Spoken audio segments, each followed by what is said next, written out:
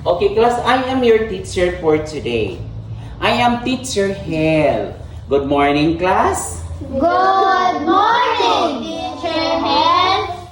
Please listen carefully because at the end of the lesson, you are going to realize the following objectives. First, read words ending in I. Second, read the story fluently and with comprehension.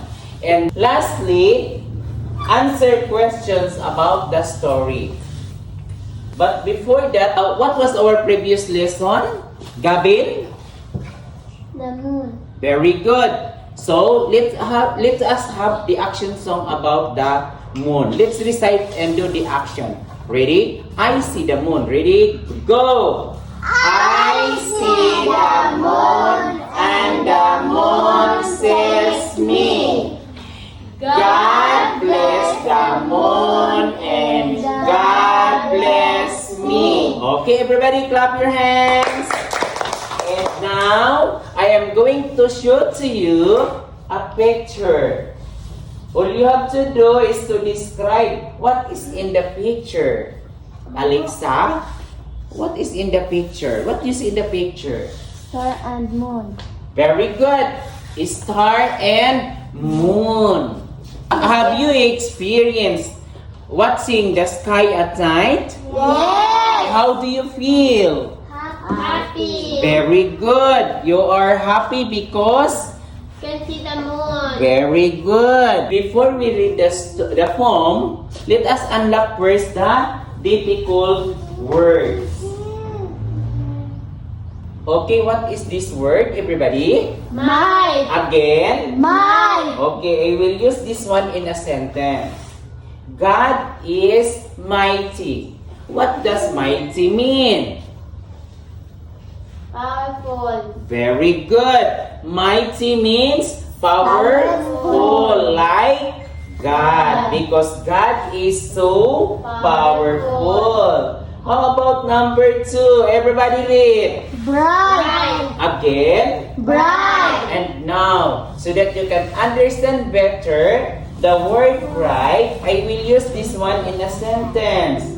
The moon shines brightly. Everybody? The moon shines brightly. What is the underlined word, Genevieve?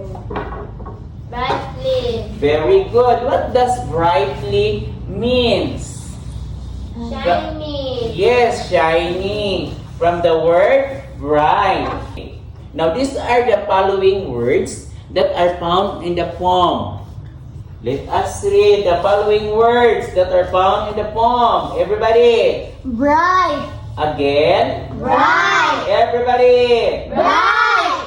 Next. Night. Again. Night. Next. Night. Everybody. Night. Next. Side. Next. Side. Next. Five. Again. Five. How about this word? Light. Very good. Again. Light. This word. Light. Again. Light. Very good. Everybody clap your hands, children. And now let's proceed to the phrases that are found in the poem. Everybody read. Light inside. Light inside. Again. Light inside. Number 2. Night so bright. Very good. Number 3. Bring the light. Very good. Number 4. Come little light. And now let's proceed to the sentences that are found in the poem. Number 1. Everybody just come. Go. Just come little light with the light. Number 2. It may make it right that little light bring light. Number 3. A bright night for little light. Okay. But before we study the poem, let us have first the motive question for you to answer. And now, let's read the motive question. Everybody read. What will make the night so bright? Please listen carefully because I will read to you the whole poem. Again, all you have to do is to listen so that you can answer right away the motive question. Again, what is our motive question? Repeat. What will make the night so bright? Okay. So, A Bright Night for Little Mike by Griselda G. Ocam. Repeat. A bright night for little Mike by Griselda G. Ocam. The night needs light, a light inside, a light that will make the night a night so bright. Come, little Mike, bring the light inside, but never fight. Just come, little Mike, with the light. Everybody? The night needs light, a light inside, a light that will make the night a night so bright. Come, little Mike, bring the light inside, but never fight. Just come, little Mike, with the light. It may make it right that little Mike bring light, the light that makes every night a bright night for little Mike. Everybody, class? It may make it bright that little Mike bring light, the light that makes every night a bright night for little Mike. Okay, very good. Again, what do you see during night time? Moon. Very good. You see this? Moon and stars.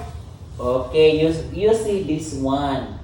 Now, can you tell something about the moon? That is the moon that you said earlier. Can you tell something about the moon? Yes, Gavin? The moon is shining. Very good. Clap for Gavin. Another. He said that the moon is shining. Another. What can you say about the moon? Or tell me something about the moon. Yes, Giselle? A moon is round. Very good. Clap for Giselle. Okay, another. How about the color of the moon? Yes? What? How about the color of the moon? Look at the picture. The moon has white and blue. Okay, very good. Clap your hands.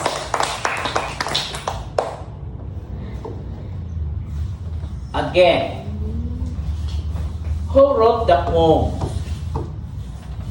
Who wrote the poem? A Bright Night for Little Mike. Giselle? Griselda G. Ocam. Very good.